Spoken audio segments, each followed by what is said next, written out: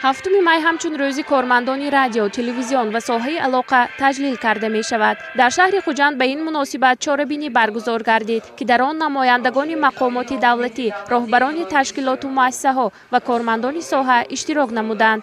با نظرداشت نقش مؤثر علاقه در جامعه معاصر، برگزاری چنین چاره‌بینی ها مهم ارزیابی می گردد، زیرا امروز رشد اقتصادی و اجتماعی کشور، امنیت اطلاعاتی و پیشرفت ساحه های کلیدی به واسطه به صفت خدمت رسانی های علاقه، دسترسی سری وقتی به اطلاعات و امکانات معاشرتی به ممانعت وابسته است. علاقه امروز یکی از محرک‌های اساسی اقتصادی رقمی می باشد و نقش آن در حیات جامعه از سطح خانواده تا اداره‌های دولتی نظررس است.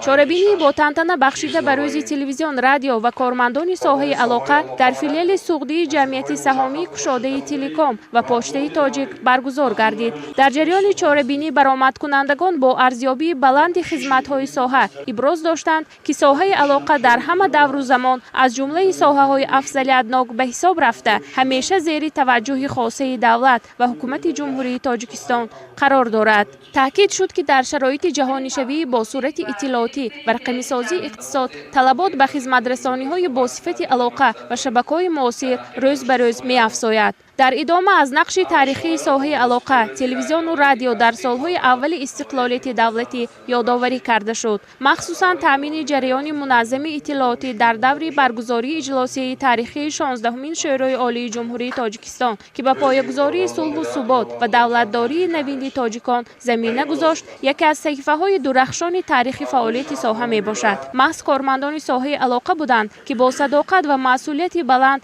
انتقال و پهنسازی اخبار صحیح و سری وقتی را در آن روزهای سرنوشت ساز تامین می‌کردند. چنین روحیه و صداقت به کسب امروز هم در بین کارمندان ساحه احساس می‌شود. آنها پیوسته تلاش می‌کنند تا شبکه‌های علاقه منظم فعالیت کنند، ساکنان به پشت اینترنت و دیگر نمودی علاقه‌ها سری وقت دسترسی داشته باشند. در ادامه چاره‌بینی از طرف راهبریت و مهمانان به یک قطار کارمندان فعال ساحه که با فعالیت نمونوی، مسئولیت شناسی و صداقت به کسب در رشد ساحه سهم می‌گذارند، سپاسنامه‌ها و تحفه‌های خاطره‌ای تقدیم کرده شد.